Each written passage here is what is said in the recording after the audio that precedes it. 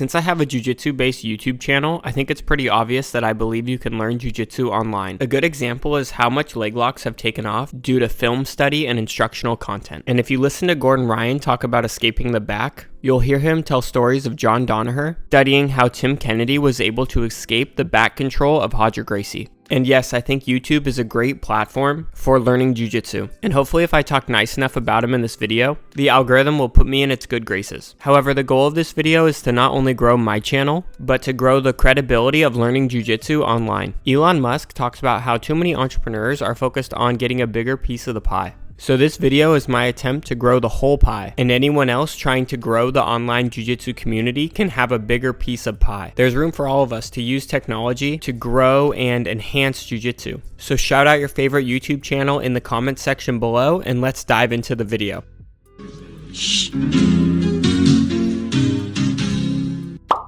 Starting jiu-jitsu is intimidating, and a lot of people have no idea what to expect on their first day. If you're interested in trying a class, YouTube can be a great source to help you feel a bit more comfortable or prepared when walking into a jiu-jitsu school. You can literally watch one of Chad Steele's beginner classes. You can get tips and tricks from instructors such as Gracie Ohio Jiu-Jitsu Academy, or get advice from very popular figures like Jocko Willink.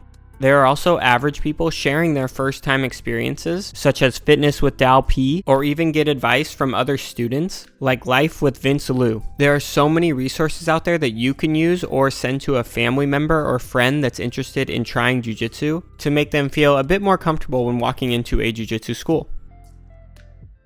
Now, once you decide jiu-jitsu is something you would like to pursue, you're going to find that you have access to so much content. Gone are the days of just having one instructor. You can learn from OGs like Steven Kessling or Submission 101, or you can learn some tips and tricks from Brian Glick or the Silver Fox, or maybe you like the format of South Boston BJJ.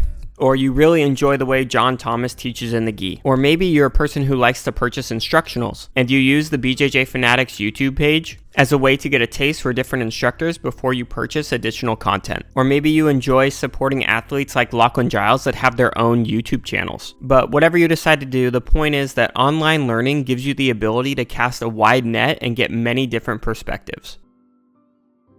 From a teacher's perspective, it's pretty awesome that you're no longer teaching to the 12 people that show up to your Tuesday noon class. You can now teach to thousands of people on an international scale. Now, if your jiu-jitsu kind of sucks, this could be a bit scary, because most likely the best content is going to rise to the top, and now the top level instructors are going to teach thousands and thousands of people. And the overall level of jiu-jitsu technique around the world is going to improve tremendously. Another amazing thing for the instructors out there is that it's much easier to teach sequences to your students online. The majority of students are hobbyists, and if an instructor shows step 1 on Monday, step 2 on Tuesday, and step 3 on Wednesday, there are going to be a small handful of students that actually get to see all 3 steps of the sequence. However, online instruction allows students to move at their own pace, and all of your students can be exposed to the 3 steps in the sequence. Sometimes jiu-jitsu can be a bit of a grind, and sometimes it's nice to take a step back and not take things so seriously. If you want to get a laugh in, consider watching Tyler Spangler or The Mock Life. There are shows like Who's Next on Flow Grappling that's pretty entertaining, but be careful out there because some of these YouTubers get a little clickbaity with the titles and might spoil it for you. There are also more blog type YouTube channels where you can follow around some of the best athletes in the world like Andrew Wiltsey or the B Team to learn more about them, how they train, and learn techniques along the way. If you want to see exciting competition footage, Takedown Breakdown makes really nice compilations centered around specific athletes that I actually use quite a bit when I'm looking for inspiration for content.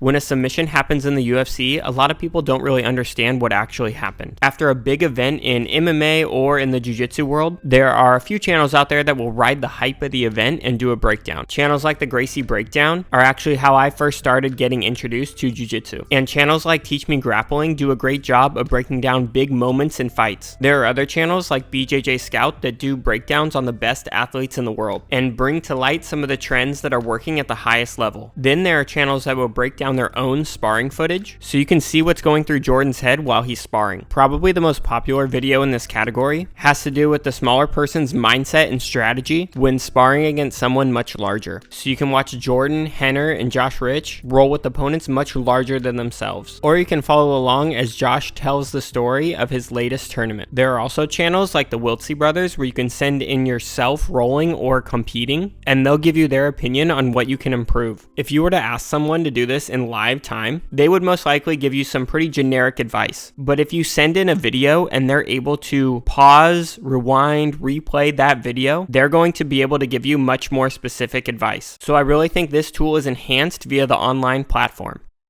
And last but not least, for all of you out there that have nothing better to do with your time, there are jiu-jitsu podcasts. There are large platforms like Joe Rogan and Lex Friedman that have really helped grow people's understanding and interest in jiu-jitsu. There are jiu-jitsu channels like Chewy that show techniques, but also talk about a wide range of situations and questions that come up during jiu-jitsu. There are also podcasts like BJJ Mental Models and I Suck at Jiu-Jitsu, which go deep into certain concepts. Podcasts also allow you to get to know the athletes, and you can find out that Big Dan is not actually a serial killer, but just a normal guy. Another way to use podcasts is just listen to interesting material through a jiu-jitsu lens. So you can learn things about neuroscience through the Huberman podcast and use that to better optimize your training time and learning of jiu-jitsu. Using online resources is a great tool that you can use to enhance your jiu-jitsu. However, there are some limitations. The two major criticisms of online learning is that there's a lot of junk out there, and two, it's just random techniques with not a lot of context. These are very real concerns that we will address in part 2. So we'll see you all soon.